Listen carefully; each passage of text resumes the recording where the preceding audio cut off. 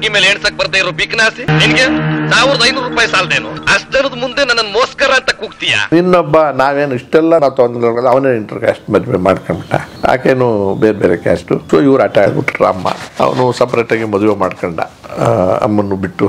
ಅವನು ಚೆನ್ನಾಗಿದ್ದಾನೆ, ಎಲ್ಲ ಒಂದ್ ಕಡೆ ಮದುವೆ ಮಾಡ್ಕೊಂಡು ಅವ್ನು ಹೆಂಡ್ತಿನೋ ಆರ್ಕಿಟೆಕ್ಟ್. ಮೇಘಗಳ ಬಾಗಿಲಲ್ಲಿ ಚಂದ್ರಮುಖಿ. ಅವಮಾನ ಮಾಡಿದವರಿಗೆ ಉಪಕಾರ.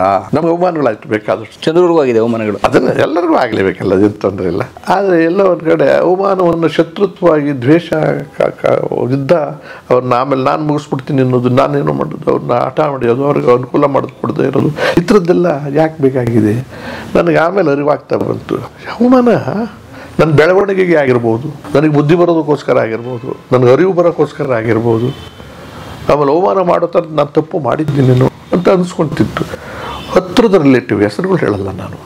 ನನಗಿಂತ ನಮ್ಮ ಅಕ್ಕಂದಿರು, ಅಣ್ಣ ತಮ್ಮದಿರು ಇದೆಲ್ಲ ಇದ್ದಾರೆ. ಅದರಲ್ಲೊಬ್ಬರು ನಾನಿನ್ನೂ ಕಾಲೇಜಿಗೆ ಬರೋದಕ್ಕೆ ಮುಂಚೆನೇ ದೊಡ್ಡ ಪೋಸ್ಟ್ ಕೊಟ್ಬಿಟ್ಟಿದ್ರು, ಶ್ರೀಮಂತರಾಗಿದ್ದರು ಅಂತ ಹೇಳ್ಬೋದು. ದೊಡ್ಡ ಪೋಸ್ಟು, ದೊಡ್ಡ ಥರದ್ದು.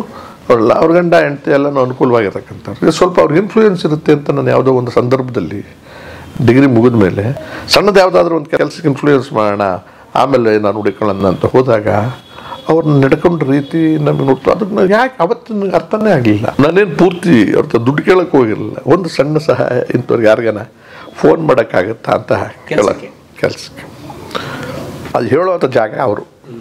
ಅವ್ರಿಗೆ ಹೇಳಬಾರ್ದು ಗೊತ್ತು ಯಾಕೆ ಅನ್ನಿಸ್ತೋ, ಆಮೇಲೆ ಹತ್ರ ಸಂಬಂಧಿಕರನ್ನ ಹತ್ರ ಇಟ್ಕೋಬಾರ್ದು ಅಂತ ಅವ್ರಿಗೆ ಯಾಕೆ ಅನ್ನಿಸ್ತೋ ಗೊತ್ತಿಲ್ಲ. ಅವರು ಏನು ಓದಿಲ್ಲ ಮಾಡಿಲ್ಲ, ನಿನಗೆ ಬುದ್ಧಿನೂ ಇಲ್ಲ, ಸರಿಯಾದ ಡಿಗ್ರಿನೂ ತೊಗೊಂಡಿಲ್ಲ, ನಿನಗೆಲ್ಲಿ ಕೆಲಸ ಕೊಡೋಕ್ಕಾಗುತ್ತೆ ಹೋಗುವಂಥ. ಅವ್ರು ಎಲ್ಲಿ ಅವ್ರು ನಮ್ಮ ಇದವರೇ ಹತ್ರದವರೇ ಆಗಿ ಒಳಗಡೆಯಿಂದ ಹಾಲ್ನಲ್ಲೂ ಕೂರಿಸ್ಲಿಲ್ಲ. ನನ್ನ ಹೊರಾಂಗಣದಲ್ಲೇ ಕೂರಿಸ್ಬಿಟ್ಟು ನೀರು ಕೊಟ್ಟು ಒಂದು ಎಷ್ಟು ಕಾಫಿ ಕೊಟ್ಬಿಟ್ಟು ತಿಂಡಿನೂ ಕೊಡಲಿಲ್ಲ. ತಿಂಡಿ ಟೈಮ್ನಲ್ಲೂ ಕೂಡ ಹೋಗಿ ಇದೆಲ್ಲ ಆಗದ ನೀನು ಬರೋಕ್ಕೆ ಹೋಗಬೇಡ ಅನ್ನೋ ಥರದಲ್ಲಿ ತಿರಸ್ಕರಿಸ್ಬಿಟ್ಟು ಅವಮಾನ ಮಾಡಿ ಊರಲ್ಲಿ ಏನಾದರೂ ಮಾಡ್ಕೊಂಡಿರೋ ಅನ್ನೋ ಥರದಲ್ಲಿ ಮಾತಾಡ್ಬಿಟ್ರು.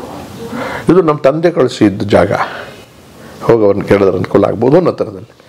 ಅದನ್ನು ಬಂದು ಅವ್ರಿಗೆ ಹೇಳೋಕ್ಕೂ ಆಗ್ತಾನೆ, ಇಲ್ಲ ಬಿಡಿ ಏನೋ ಈ ಸದ್ಯಕ್ಕಿಲ್ಲ ಅಂತ ಹೇಳಿದ್ರು ಅನ್ನೋ ಥರ ತಪ್ಪಿಸ್ಕೊಂಡು ಹೊರಟು. ಅದಾಗೋಯ್ತಾ? ಸೊ ಇದು ನಾನು ಹೇಳ್ತಿರೋದು ನನ್ನ 20ನೇ ವಯಸ್ಸು 22ನೇ ವಯಸ್ಸಿನಲ್ಲೂ ಆಗಿರ್ತಕ್ಕಂಥ ಘಟನೆ. ಅವ್ರು ಇನ್ನೂ ದೊಡ್ಡ ಸ್ಥಾನಕ್ಕೆ ಹೋದ್ರು, ಎಲ್ಲ ಆಯಿತು.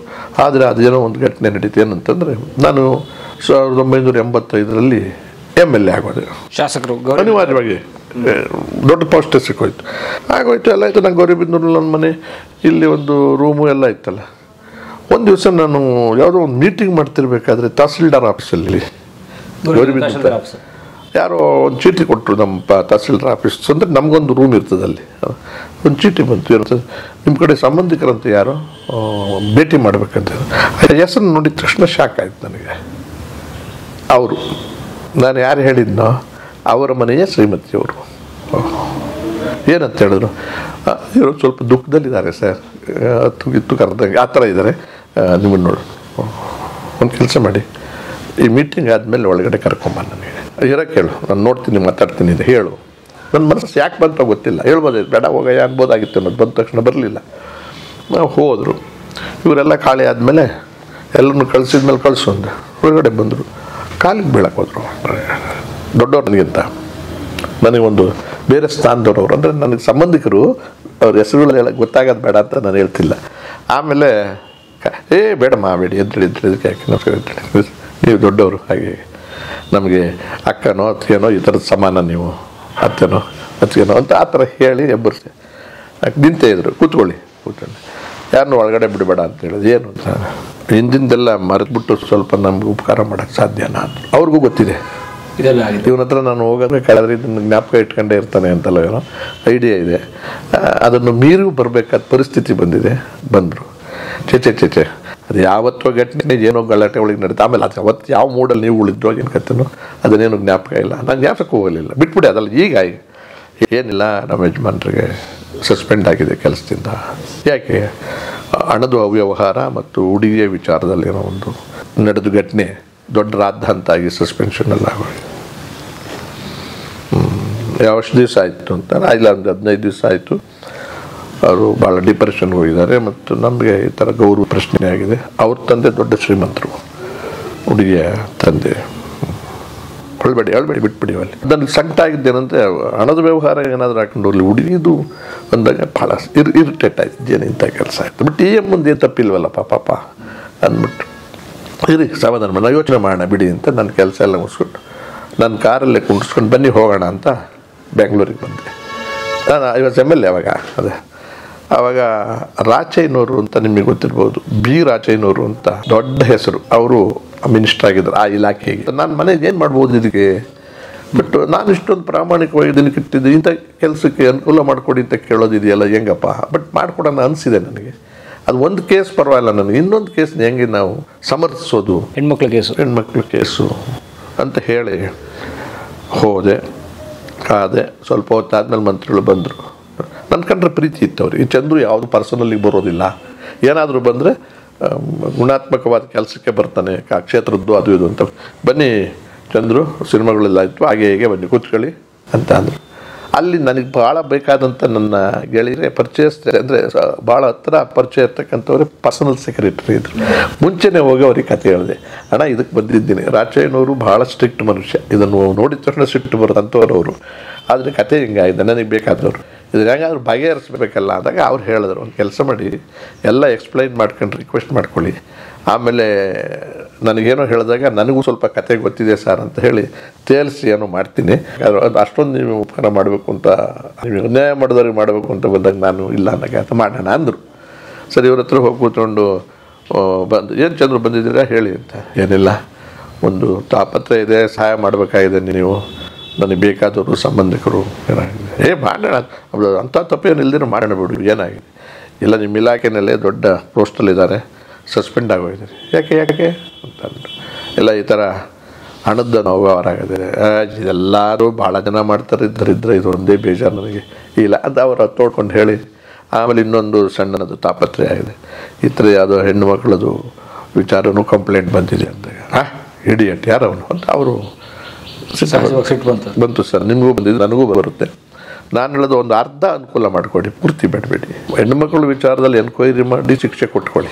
ಈ ಹಣಕಾಸು ವಿಚಾರದ ಲೆಕ್ಕಾಚಾರದಲ್ಲಿ ಅವನ ಅಮಾನತ್ನ ವಾಪಸ್ ಮಾಡಿ ಎನ್ಕ್ವೈರಿ ಆಗೋ ತನಕ ಏನು ಮಾಡೋಕ್ಕಾಗಲ್ಲ ಅಂತ ತನ್ನೇನು ಮಾಡೋಕ್ಕಾಗುತ್ತೇನೋ ನೋಡಿ. ಚಂದ್ರು ನಿನ್ನಂಥವ್ರು ನಿಂತದೆಲ್ಲ ತರೋದ, ನನಗೇನು ಮಾಡಲಿ, ಹತ್ರದ ಸಂಬಂಧಿಕರು ನನಗೆ. ಬಟ್ ನಿನಗೆ ಆಮೇಲೆ ಹೇಳಿದ್ದೀನಿ, ಇಂಥದ್ದೆಲ್ಲ ಆಗಿದೆ ಸರ್, ಅದಕ್ಕೋಸ್ಕರ ಮಾಡ್ತೀನಿ ಅಂತ. ನೋಡು ನಿನ್ನ ಗುಣ ಅವ್ರಿಗೆ ಯಾಕೆ ಬರಲಿಲ್ಲ, ನಿನಗೆ ಅನ್ಯಾಯ ಆದರೆ ನೀನು ಮಾಡೋಕ್ಕೆ ಬಂದಿದ್ದು, ನಿನಗೆ ಅನ್ಯಾಯನೇ ಮಾಡಿದ್ರು ಅವರು ದಡ್ಡ ಅಂತ ಅಂದ್ಬಿಟ್ಟು ಬೈದು. ಆಮೇಲೆ ಇದೇನು ಮಾಡೋದು ಅಂತ ಅಂದ್ಬಿಟ್ಟು, ನೋಡಿ ಸರ್ ಹೆಂಗೋ ಮಾಡಿ ಅಂತಂದ್ರೆ ಸೆಕ್ರೆಟ್ರಿನ ಕರೆದ್ರು. ಸಸ್ಪೆಂಡ್ ಯಾರು ನಾನೇ ಮಾಡಿದ್ದೀನಿ, ನೀವೇ ಹಾಕಿದ್ದೀರ ಸರ್, ಹಿಂದೆ ಬಂದಿತ್ತು ಕಂಪ್ಲೇಂಟ್ಸು, ಇಂಥ ಕಡೆ ಇದ್ದಾರೆ, ಇಂಥ ಕಡೆ ಏನು ಮಾಡ್ಬೋದು ಇವರೇ, ಕಾನೂನಾತ್ಮಕವಾಗಿ ಹೇಳ್ರಿ ಸ್ವಲ್ಪ ಆಫೀಸರ್ ಕೇಳಿದ. ಅಂದರೆ ಅವನಿಗೆ ಸ್ವಲ್ಪ ಶಿಕ್ಷಣ ಆಗ್ಬೇಕ್ರಿ. ಆದರೆ ಚಂದ್ರಿಗೋಸ್ಕರ ನಾವು ಸ್ವಲ್ಪ ಈಗಿನ ಪರಿಹಾರ ಅವ್ರ ಶ್ರೀಮತಿಗೆ ಅನುಕೂಲ ಆಗುತ್ತೆ, ಅವ್ರನ್ನ ನಾನು ಕರ್ಕೊಂಡೋಗಿಲ್ಲ ಒಳಗಡೆಗೆ, ಬೇಕಾದ್ರೂ ಕರ್ಕೊಂಡು ಹೋಗೋಣ ಅಂತ. ಆಮೇಲೆಲ್ಲ ಆಯಿತು.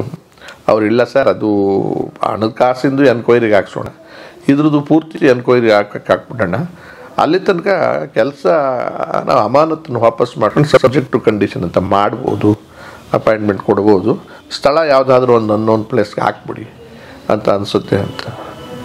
ಏನಪ್ಪ ನಿನ್ನ ಮಕ್ಕ ನೋಡ್ಕೊಂಡು ನಾನು ಮಾಡ್ಬೇಕಷ್ಟೇ, ಇದು ನನಗಂತೂ ಇಷ್ಟ ಇಲ್ಲ ಅಂತ. ಅವತ್ತಿನ ಕಾಲದಲ್ಲಿ ಹೆಂಗಿತ್ತು ರಾಜಕಾರಣ ಅನ್ನೋದು ಕೇಳ್ತಿದ್ದೆ. ಆಮೇಲೆ ಅವರು ಒಂದು ಹೇಳಿದ್ರು, ಆ ಎನ್ಕ್ವೈರಿ ಮಾತ್ರ ಸ್ಟ್ರಿಕ್ಟಾಗಿ ಆಗಲಿ, ಯಾವುದು ಇದ್ರದ್ದು ಏನೋ ನೋಡಿ ಒಂದು ಫೈನೋಗಿ ಏನೋ ಹಾಕ್ಬಿಟ್ಟು ಎಚ್ಚರಿಕೆ ಕೊಟ್ಟು ಕಳಿಸೋಣ, ನನ್ನ ಹತ್ರ ಕರ್ಕೊಂಬರ್ಬಿಡಪ್ಪ, ಅವ್ನು ನೋಡೋಕ್ಕೂ ಇಷ್ಟ ಇಲ್ಲ, ನೀನು ಸುಮ್ಮನೆ ಆಯ್ತು ನೀನು ಬಂದಿದ್ದೆ. ಅದು ಬಿಟ್ಟು ಅವ್ರು ಶ್ರೀಮತಿಯವ್ರು ಬಂದರು, ಒಂದು ನಮಸ್ಕಾರ ಕರಿ ಹೇಳ್ಬಿಡು ಹೋಗ್ಲಿ, ಇಲ್ಲ ಕರಿತೀನಿ. ಒಳಗಡೆ ಕರೆದು ಬಂದರು. ಇವರೇ ಅವರು ಏನಮ್ಮ ಎಷ್ಟು ವರ್ಷದಿಂದ ಜೊತೆಲಿ ಇದ್ದೀರಲ್ಲ, ಸ್ವಲ್ಪ ಬುದ್ಧಿ ಹೇಳೋಕ್ಕಾಗಲ್ವಾ, ಇಂಥದ್ದೆಲ್ಲ ಮಾಡ್ತಾರ. ಈತ ಬಂದು ಕಣ್ಣೀರು ಹಾಕ್ಕೊಂಡ, ನಿಮ್ಮ ಕಣ್ಣೀರು ಅವನ ಕಣ್ಣೀರು ಹಾಕ್ಕೊಂಡ, ಅವನಿಗೆ ಅವಮಾನ ಆಗಿದ್ರು ಕೂಡ ಈ ಥರದ್ದು ಉಪಕಾರ ಮಾಡೋಕ್ಕೆ ಬಂದವ್ರು ಜನ ಹೆಂಗಿರಬೇಕು ಅನ್ನೋದು ಯೋಚನೆ ಮಾಡಿ ಅವ್ರಿಗೋಸ್ಕರ ಮಾಡ್ತಾಯಿದ್ದೀನಿ. ಬದಲಾವಣೆ ಮಾಡ್ತೀನಿ ಹೊಸ ಅವನಿಗೆ. ಆದರೆ ಎನ್ಕ್ವೈರಿ ಅನುಭವಿಸ್ಲೇಬೇಕು, ಅದನ್ನು ಮಾಡ್ಕೊಳ್ಳಿ, ನಮಗೆ ಕೆಲಸ ವಾಪಸ್ ಕೊಡಿ, ಮರ್ಯಾದೆ ಪ್ರಶ್ನೆ ಅನ್ನೋಂಥದ್ದಲ್ಲಿ. ಅವಾಗ ಆಯಮ್ಮನಿಗೂ ಬೇಕಿದ್ದೇನು ಅಂದರೆ ಸಾರ್ವಜನಿಕವಾಗಿ ಊರಲ್ಲೆಲ್ಲ ಮಾತಾಡೋಕ್ಕೆ ಶುರು ಮಾಡಿಬಿಟ್ಟಿದ್ರಲ್ಲ, ಅದು ವಾಪಸ್ ಕೆಲಸಕ್ಕೆ ಹೋಯ್ತು ಅಂದರೆ ಕ್ಲೀನ್ ಅಂದ್ಕೊಂಡು ಆಮೇಲೆ ಏನಾದ್ರು ಮಾಡ್ಕೊಳ್ಳಿತ್ತ. ಆಮೇಲೆ ನಾನು ಯಾರ್ಯಾರು ಹೇಳ್ಬೇಕು ಹೇಳಿ ಅದನ್ನು ತಪ್ಪಿಸ್ತೆ ಅಂತ ಇಟ್ಕೊಳ್ಳಿ, ವಾಪಸ್ ಮಾಡಿ ಕಳಿಸ್ದೆ. ಅವರು ನನಗೆ ಹತ್ತಿರದ ಸಂಬಂಧಿಕರು. ಇದು ಮಾಡಿದ ಮೇಲೆ ನನಗೆ ಅನ್ನಿಸ್ತು, ಆಮೇಲೆ ಇಲ್ಲಿ ದೊಡ್ಡ ಕೆಲಸ ಮಾಡಿದ್ದೀನಿ ನಾನು. ಈಗ ಅವ್ರು ಆಮೇಲೆ ಹೇಳ್ಕೊಂಡು ತಿರುಗಿದ್ದು ಆಮೇಲೆ ಅದನ್ನೆಲ್ಲ ನನಗೆ ಗೊತ್ತು ಕತೆ ಎಲ್ಲ.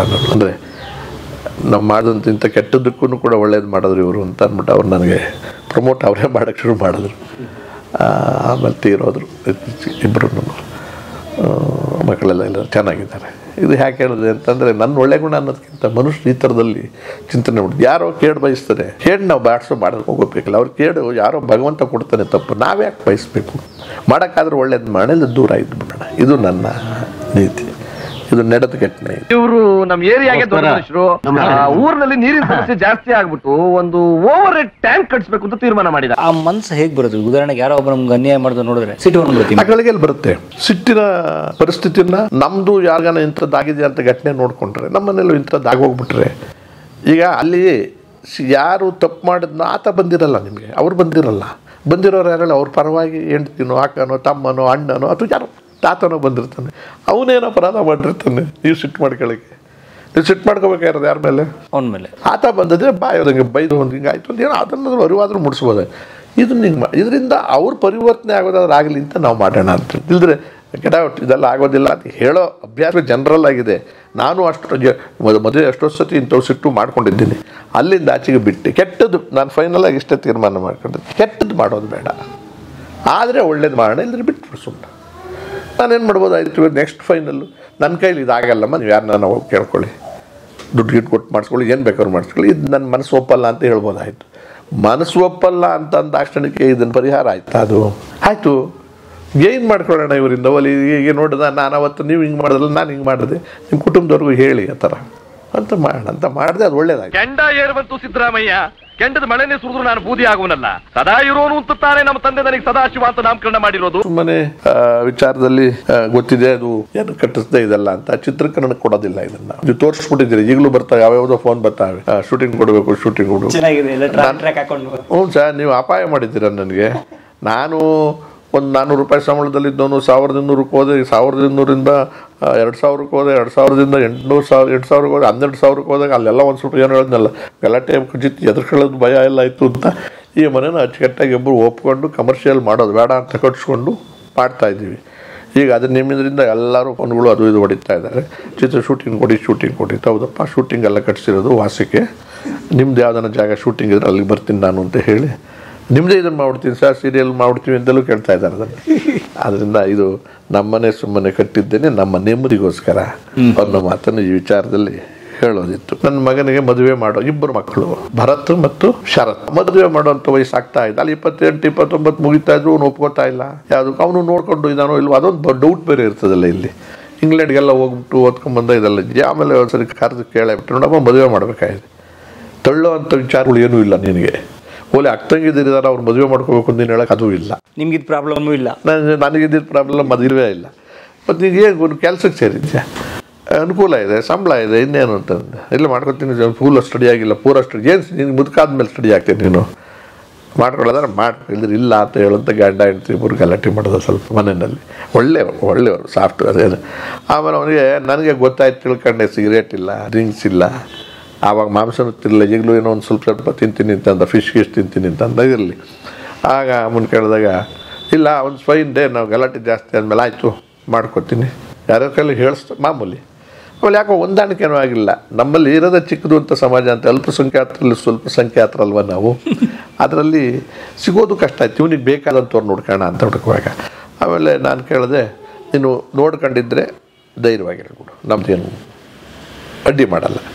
ಆದರೆ ನಾನು ಜಾತಿ ಮತ್ತು ಜಾತಿಗೆ ಎರಡೂ ನೋಡಲ್ಲ. ನಿಮ್ಮಮ್ಮ ಜಾತಿ ನೋಡದೇ ಇರ್ಬೋದು, ಮಾತಾಡ್ತೀನಿ, ಜಾತಿಗೆ ನೋಡದೆ ಬಿಡೋದಿಲ್ಲ ಅವಳು. ಅದು ಒಂದೇ ನಮಗೆ ಬೇಕಾಗಿರೋದು. ಜನ ಯಾವುದಾದ್ರೂ ಆಗಲಿ ಜಾತಿ ನೋಡೋ ಅಭ್ಯಾಸ ಆಕೆಗಿದೆ ಅಂದರೆ ಕೇಳ್ತೀನಿ ಅಂತ. ನೀನು ಒಪ್ಪೋದಾದರೆ ಬೇರೆ ಜಾತಿದು ಮಾಡಬೇಡ, ಇದು ನಮ್ಮಲ್ಲಿ ಸಿಗಲ್ಲ. ಆದರೂ ನೋಡಿ ನಮ್ಮ ಅಮ್ಮ ಇದ್ದಂಗೆ ಇರ್ಬೇಕು, ಅವ್ರೂ ಚೆನ್ನಾಗಿ. ಸರಿ ಕಣೆ, ನನ್ನ ಅದೃಷ್ಟ ಚೆನ್ನಾಗಿತ್ತು, ನಮ್ಮಮ್ಮ ಸಿಕ್ಕೋದು, ನಿಮ್ಮಮ್ಮ ಸಿಕ್ಕೋದು. ನಿನ್ನಣೆ ಬರೋ ಹೆಂಗಿದೆಯೋ ನನಗೆ ಹೆಂಗೆ ಗೊತ್ತು, ಹುಡ್ಕೊಂಡು ಹೋಗೋಕ್ಕಾಗುತ್ತೆ ನಾನು ಆ ಥರ.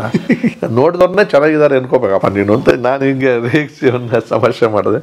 ಆಮೇಲೆ ಹೆಂಡತಿ ಹತ್ರ ಕೂತ್ಕೊಂಡು ಮಾತಾಡಿದೆ, ಬೇರೆ ಜಾತಿ ಹುಡುಗಿನೇ ನೋಡ್ಬಿಡೋಣ, ಪರವಾಗಿಲ್ಲ, ಯಾಕೆಂದ್ರೆ ನಮ್ಮಲ್ಲಿ ಸಿಗೋದು ಕಷ್ಟ ಇದೆ, ಕ್ವಾಲಿಫಿಕೇಷನು ಎಲ್ಲ ಕೇಳ್ತಾನೆ ಅವನು ಅಂತ ಅಂದ್ಬಿಟ್ಟು.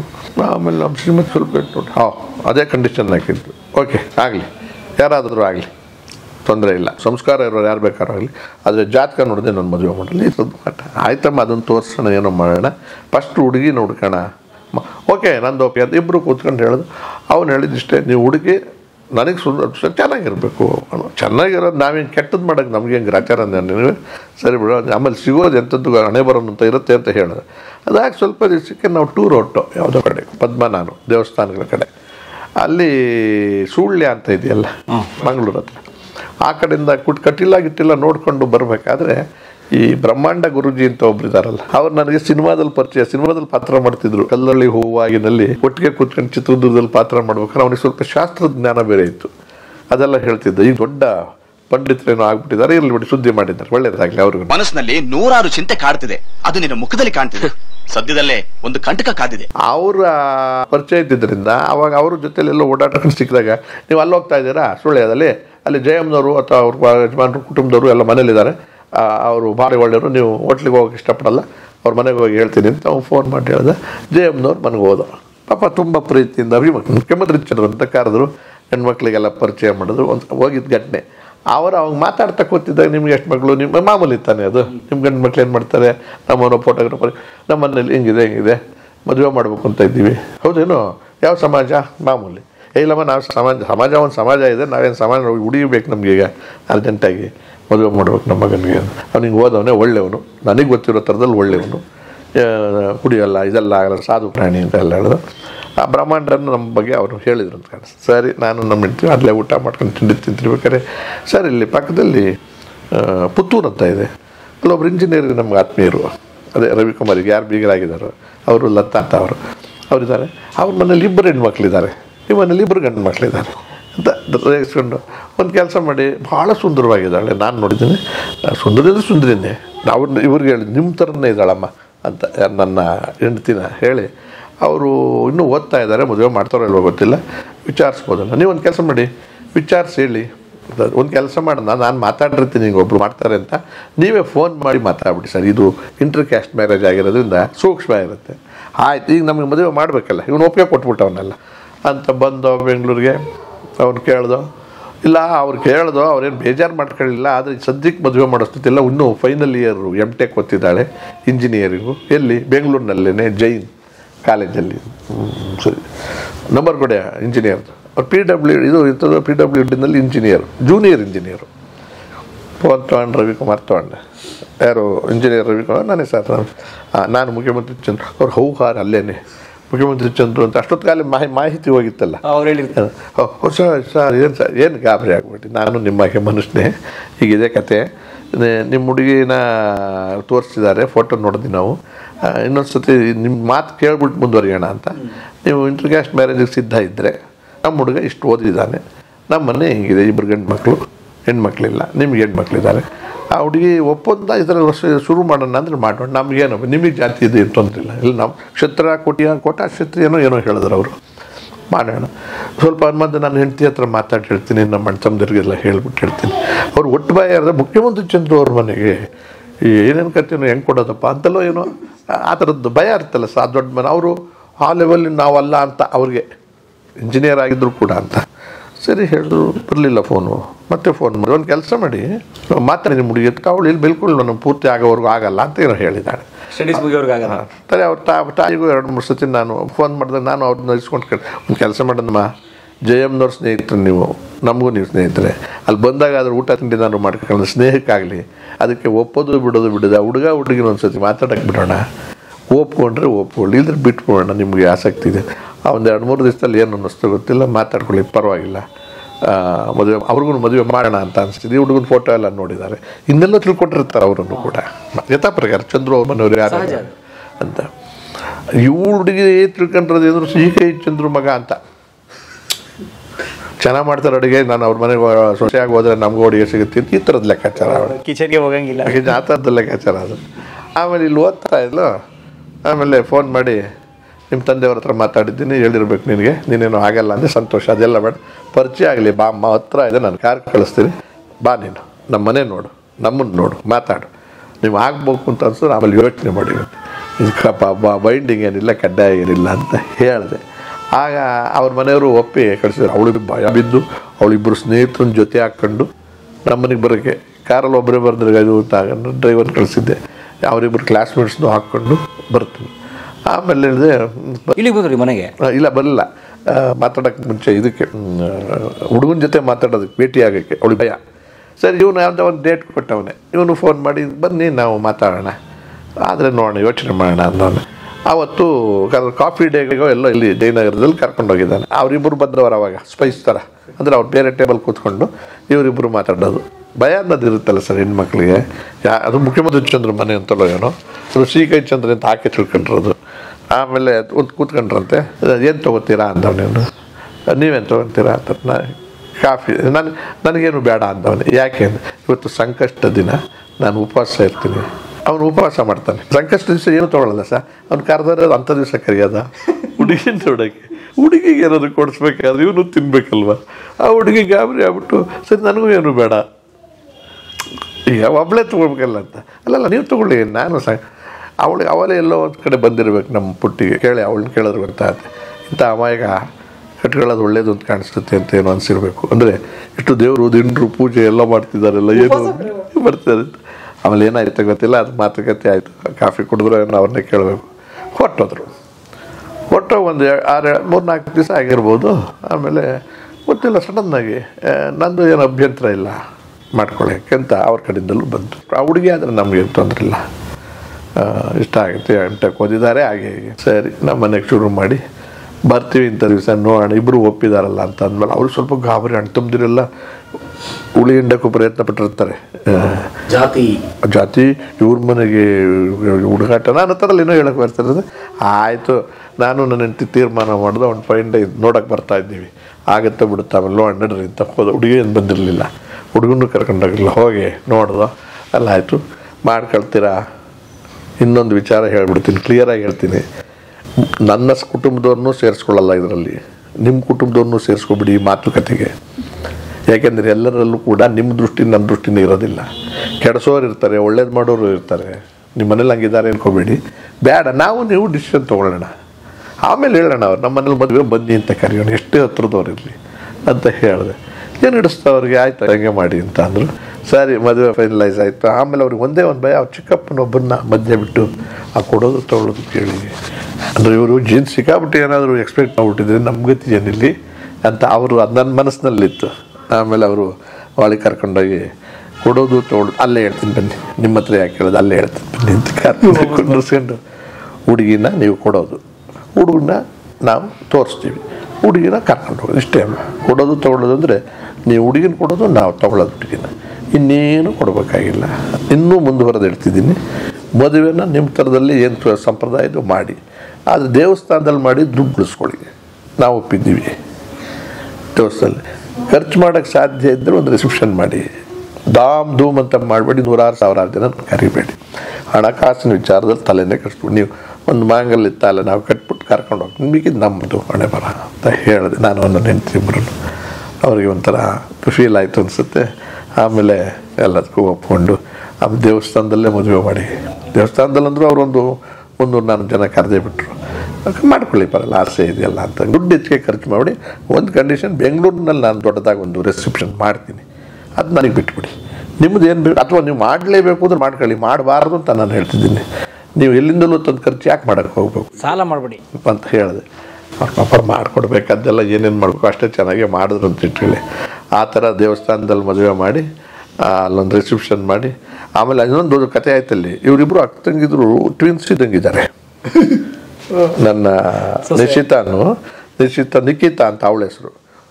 ಅಂದರೆ ಫಸ್ಟ್ ಟೈಮ್ ನೋಡ್ಬಿಟ್ರೆ ಐಡೆಂಟಿಕಲ್ ಆಗಿದೆ. ಮದುವೆ ಎಲ್ಲ ಆಗಿ ಅವತ್ತೇ ಹೊರಟ್ಬಿಟ್ವಲ್ಲ ನಾವು, ಬಸ್ ಹತ್ಕೊಂಡು, ಬಸ್ಸಲ್ಲಿ ಹೋಗಿದ್ದಿದ್ದು ನಾವು ಇಲ್ಲಿಂದ. ಆ ಹುಡುಗಿನ ಕರೀತದೆ, ಮಮ್ಮ ಬಸ್ ಹತ್ತು ಅಂತ. ತಂಗಿನ ಡ್ರೆಸ್ ಎಲ್ಲ ಹಂಗೆ ಹಾಕೊಂಡು ಓಡಾಡ್ತಿದ್ದಾರೆ ಇಬ್ಬರದ್ದು. ಗಾವೆಲ್ಲ ನಕ್ಕಲ್ಲಿ, ಅಯ್ಯೋ ನಾನಲ್ಲ ಮಾವ, ಅಕ್ಕ ನಮ್ಮ ಅಕ್ಕ ಹೆಣ್ಣು, ನಾನಲ್ಲ, ಅಯ್ಯೋ ನೀನೇ ನಮ್ಮ ಮತ್ತೆ ಬೇರೆ ಡ್ರೆಸ್ ಹಾಕೊಳ್ಳೋಕ್ಕಿಲ್ವರಿ. ಆಮೇಲೆ ಬಸ್ ಹತ್ಕೊಂಡು ಕರ್ಕೊಂಡು ಬಂದ. ಫಸ್ಟ್ ಕ್ಲಾಸಾಗಿ ಮದುವೆ ಆಯಿತು. ನಾನು ಧೂಮ್ ಅಂತ ಇಲ್ಲಿಂದ ಕರ್ಕೊಂಡು ಹೋಗಲಿಲ್ಲ, ಒಂದೇ ಬಸ್ ಜನ. ಆಮೇಲೆ ಇಲ್ಲಿ ಒಂದು ರಿಸೆಪ್ಷನ್ನು ನಮ್ಮ ಎಸ್ಟೇಟಲ್ಲಿ ಯಾರ್ದೋ ಒಬ್ಬರದು ಚೀಫ್ ಮಿನಿಸ್ಟರ್ ಆದಿಯಾಗಿ ಬಂದಿದ್ದರು. ಸುಮಾರು ಒಂದು 20 ಜನ ರಾಜಕಾರಣಿಗಳು, ಸಾಹಿತಿಗಳು, ಕಲಾವಿದರು ಎಲ್ಲ ಬಂದರು. ಅದು ಇನ್ಫಾರ್ಮಲ್ಲಾಗಿ ಒಂದು ರಿಸೆಪ್ಷನ್, ಅದು ಇನ್ನೊಂದು ಹಾಡು ಗೀಡು ಸಂಗೀತ ಇಟ್ಕೊಂಡು. ಕತೆ ಹೇಳೋ ಮೂಡ್ ಬಂತು. ಏನೈತ್ರಿ? ಕತೆ ಹೇಳೋ ಮೂಡ್ ಬಂದಿದೆ. ಆಮೇಲೆ ಹುಡುಗಿಗೆ ಕೆಲ್ಸಕ್ಕೆ ಹೋಗೋ ಹುಚ್ಚು ಬಂದು ನಾನು ಹೇಳಿದೆ ಗಂಡ ಹೆಂಡತಿ ಗೊತ್ತರ ತೀರ್ಮಾನ ಮಾಡ್ಕೊಳ್ಳಿ ಕೆಲ್ಸಕ್ಕೆ ಹೋಗ್ಬೇಕಂತ. ಯಾರಿಗೋ ಪರಿಚಯವ್ರಿಗೆ ಎಲ್ಲರೂ ಡಿ ಜಿ ಅಂತ ಫೋನ್ ಮಾಡಿ ಹೇಳಿದಾಗ ಟೆಂಪ್ರರಿ ಅವಳು M.Tech ಆಗಿದ್ಲಲ್ಲ ಅದ್ರದ್ದೇನೆ ಎಲ್ಲ ಏರೋಪ್ಲೇನ್ ಕಂಪ್ನಿಲಿ ಸಿಕ್ತು. ಹೋಗಲು 3-4 ತಿಂಗಳು ಕಾರು ಗೀರು ಎಲ್ಲ ಇಲ್ಲೇ ಕಲ್ತ್ಕೊಂಡು ಡ್ರೈವ್ ಮಾಡಿಕೊಂಡು ನಾನೆಲ್ಲ ಹೇಳಿದೆ ಫ್ರೀಯಾಗಿ ಇಂಡಿಪೆಂಡೆಂಟ್ ಬದುಕೊಂಡು ಕಲ್ತ್ಕೊಂಡಿರ್ಕೊ. ಡ್ರೈವಿಂಗ್ ಬರಲ್ವಾ ಕಲ್ತ್ಕೊ ನೀನೇ ಹೋಗ್ಬೇಕಾಗತ್ತೆ ಅಂತೆಲ್ಲ ಕಲಿಸಿ ಕಳಿಸ್ದು. ಮಗು ಆಯಿತು ಒಂದು. ಆಮೇಲೆ ಆಕೆನೆ ಬ್ಯಾಡಿ ಮಕ್ಕಳು ನೋಡ್ಕೊಂಡಿರ್ತೀನಿ, ಈ ಕಷ್ಟ ಬೇಕಾಗಿಲ್ಲ, ಕೆಲ್ಸಕ್ಕೆ ಹೋಗಿ ಮುಂದೆ ನೋಡ್ಕೊಳ್ಳೋಣ ಅಂತ ಅಂದರು. ವಿದೇಶಕ್ಕೆ ಚಾನ್ಸ್ ಸಿಟ್ಟು ನಿನ್ನ ಯಜಮಾನ ಹೋದ್ರೆ ಅಲ್ಲೆಲ್ಲ ಕೆಲಸ ಮಾಡಬೇಕು, ಇಲ್ಲಿಯೇ ನಿನ್ನ ಊಟ ತಿಂಡಿ ತೊಂದರೆ ಇಲ್ಲ, ನೀನು ದುಡಿಬೇಕು ಅಂತ ನನಗೇನಿಲ್ಲ, ದುಡಿಬೇಕು ಅನ್ನೋ ಆಸಕ್ತಿ ಇದ್ರೆ ಬೇಡ ಅನ್ನಲ್ಲ ನಾನು. ಆ ಡಿಸಿಷನ್ ಈಸ್ ನಿಮ್ಮಿಬ್ಬರದು ಅಂತ. ಆಮೇಲೆ ಕೂರಿಸ್ಕೊಂಡು ಹೇಳಿದೆ ನಮ್ಮ ಮನೇಲೇ ಇರಬೇಕು ಅಂತೇನಿಲ್ಲ, ಸಪ್ರೇಟಾಗಿರಬೇಕು ಅಂದರೆ ಸಪ್ರೇಟಾಗಿರಿ, ಆ ಅನುಕೂಲನೂ ಮಾಡ್ಕೊಂಡೋಗಿ. ಯಾಕೆಂದರೆ ಮದುವೆ ಆದ ತಕ್ಷಣ ಈ ಕಟ್ ಮಾಡಿದ್ರು ಮಾವ ಸೊಸೆ ಅನ್ನತ್ತಾರೆ. ಆಮೇಲೆ ನಮ್ಗೆ ಅನಿಸಿದಂಗೆಲ್ಲ ನೀವು ಇರಬೇಕು ಅಂತಲೂ ಇಲ್ಲ. ಹಾಗಾಗಿ ಪ್ರೈವೇಸಿ ಬೇಕು ಅಂದ್ರೆ ಹೋಗಿ ಇರ್ತೀವಿ, ಒಟ್ಟು ಕುಟುಂಬದಲ್ಲೇ ಕುಟುಂಬದಲ್ಲಿ ಇರ್ತೀವಿ ಅಂದರೆ ನಿಂತ್ಕೊಳ್ಳಿ ಇದ್ದಾರೆ ಆನಂದವಾಗಿ. ಅದು ನಡ್ಕೊಂಡು ಇನ್ನೊಬ್ಬ ನಾವೇನು ಇಷ್ಟೆಲ್ಲ ನಾವು ತೊಂದರೆ ಅವನೇ ಇಂಟರ್ ಕ್ಯಾಸ್ಟ್ ಮದುವೆ ಮಾಡ್ಕೊಂಬಿಟ್ಟ. ಆಕೆನೂ ಬೇರೆ ಬೇರೆ ಕ್ಯಾಸ್ಟು.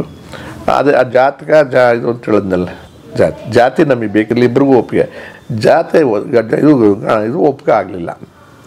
ಸೊ ಇವ್ರು ಆಟ ಆಡ್ಬಿಟ್ರು. ಅಮ್ಮ ಅವನು ಸಪ್ರೇಟಾಗಿ ಮದುವೆ ಮಾಡ್ಕೊಂಡ ಅಮ್ಮನ್ನು ಬಿಟ್ಟು ಅಂತಂದ್ರೆ ಅರ್ಥ ನಾವು ಒಪ್ಪಿಗೆ ಕೊಟ್ಟು ಮಾಡ್ಕೊಂಡಿನಿ ಇಷ್ಟ ಇದಾಗೋದಿಲ್ಲ. ಅದು ಏನೋ ಒಂದು ಅವ್ರ ಸಮಸ್ಯೆ ನಂಬಿಟ್ಟಿದ್ರು. ಅವನು ಚೆನ್ನಾಗಿದ್ದಾನೆ, ಎಲ್ಲ ಒಂದು ಕಡೆ ಮದುವೆ ಮಾಡ್ಕೊಂಡು ಅವ್ನು ಹೆಂಡ್ತಿನೋ ಆರ್ಕಿಟೆಕ್ಟ್.